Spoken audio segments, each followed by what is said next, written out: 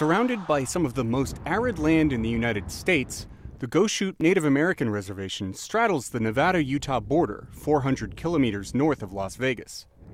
The name Goshute means desert people, but former tribal chairman Ed Naranjo says there is water to be found here, trickling out of underground springs.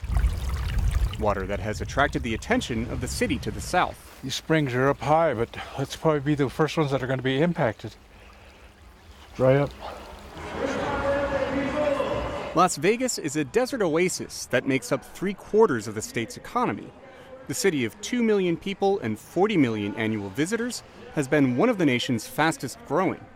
But it has a critical weakness, says Southern Nevada Water Authority spokesman Bronson Mack. Southern Nevada is solely dependent upon the Colorado River. I mean, it is its primary water source, with 90% of its water needs being met from Lake Mead. And Lake Mead is plummeting.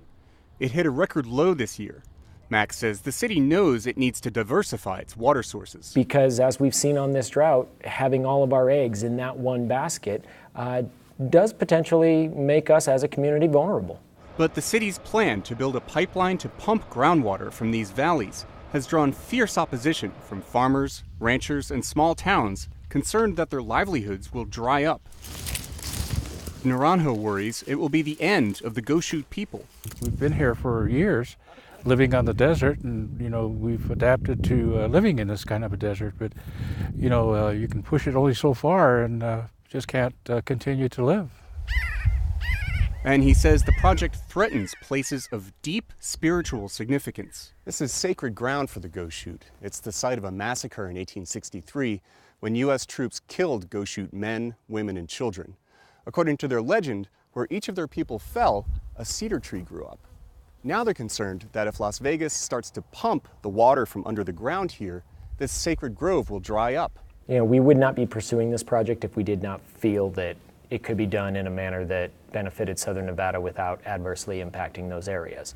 Mack says pumping would be closely monitored for impacts on the valley's water table, and environmental law requires them to stop if they're doing damage.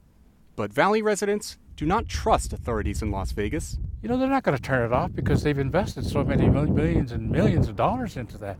You just can't go over there and turn off the spigot. That's not going to happen. The valleys have won the latest court battle, but the appeals continue. It may be years before the issue is settled. Meanwhile, the drought continues, raising the stakes for Las Vegas. Steve Baragona, VOA News, Las Vegas, Nevada.